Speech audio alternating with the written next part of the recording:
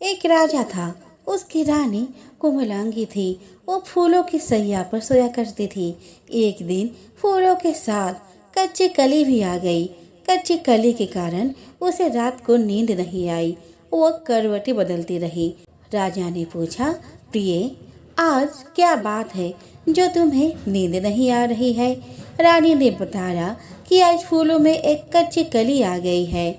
वह मेरे शरीर में चुभ रही है। इसी कारण मुझे नींद नहीं आ रही है। राजा के शयन कक्ष में एक दीपक जल रहा था, जिसे ज्योति स्वरूप कहते हैं। ज्योति स्वरूप रानी की बात सुनकर हंसा।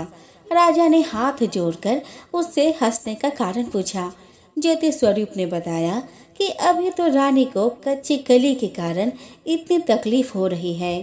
कल सवेरा होने पर जब रानी का सिर का बोझा ढोना पड़ेगा, तब इनकी क्या गति होगी। राजा ने पूछा कि क्या मेरे जीवित रहते ऐसा संभव है? तब दीपक ज्योति स्वरूप ने उत्तर दिया, हाँ संभव है, तुम्हारे जीते जी संभव है। ज्योति स्वरूप की बात सुनकर राजा ने मन में सोचा कि देववाणी कभी असत्य नहीं होती। होनी को कौन टाल सकता है?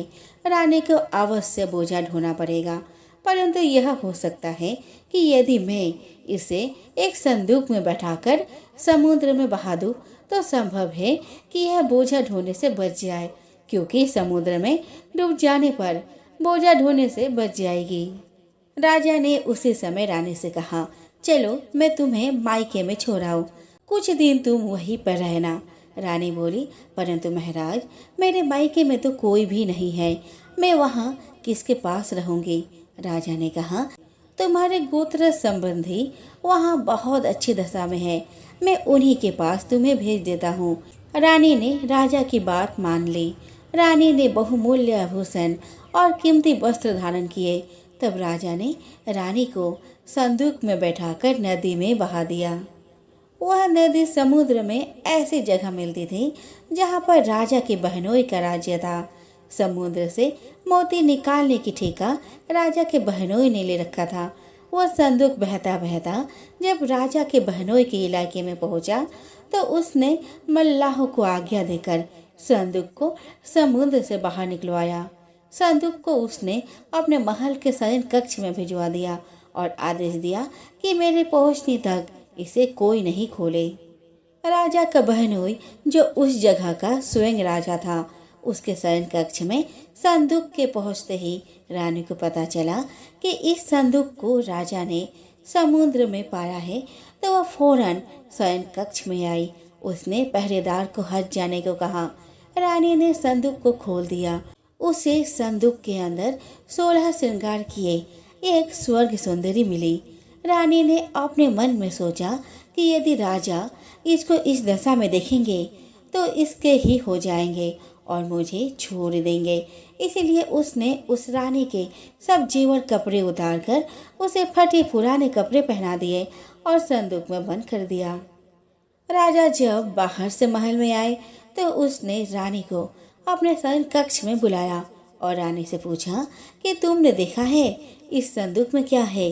रानी ने उत्तर दिया, मैंने कुछ नहीं देखा, मुझे नहीं पता कि इस संदूक में क्या है।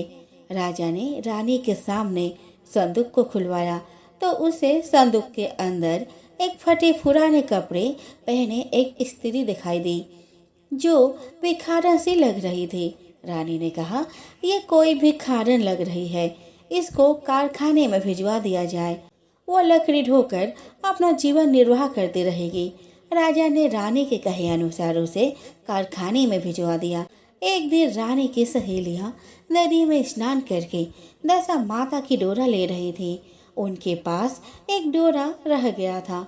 वे यह सोच रही थी कि इस डोरे को किसे दिया जाए कि उसी समय लकड़ी ढोने वाली रानी वहां आ गई। उन्होंने उसे रोककर पूछा, बहन, हमारे साथ दशा माता का एक डोरा ले लो। रानी ने कहा कि मुझे डोरा लेने में कोई हर्ज नहीं है, परंतु मुझे तो खाने भर को नहीं मिलता, मैं इस डोरे की पूजा कैसे करूंगी? वे बोली कि तुम इस बात का चिंता मत करो, हम रोज इस जगह स्नान करने आया करेंगे। 9 दिन तक हम यहाँ पर कथा कहेंगे, तुम भी रोज आकर कथा में शामिल हो जाया करो।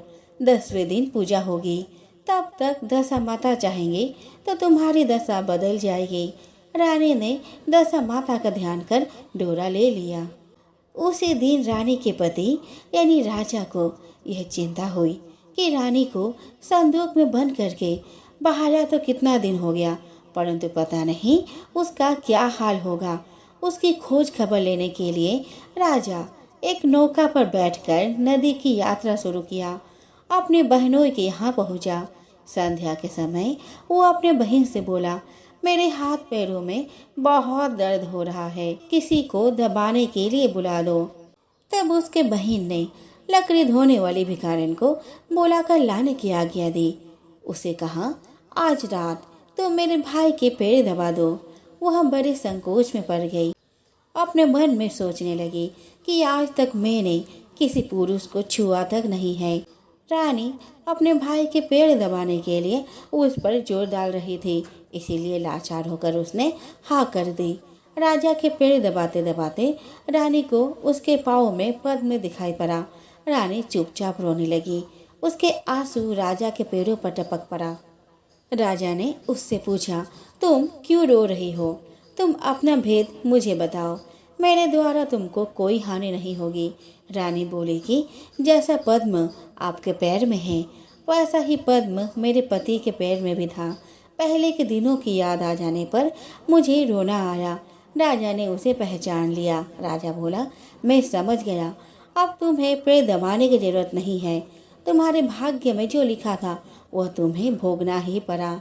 मैंने उसे टालने के लिए जो उपाय किया था उसका नतीजा उल्टा ही निकला। तुम्हें मेरे जीते जी लकड़ियाँ ढोनी पड़ी।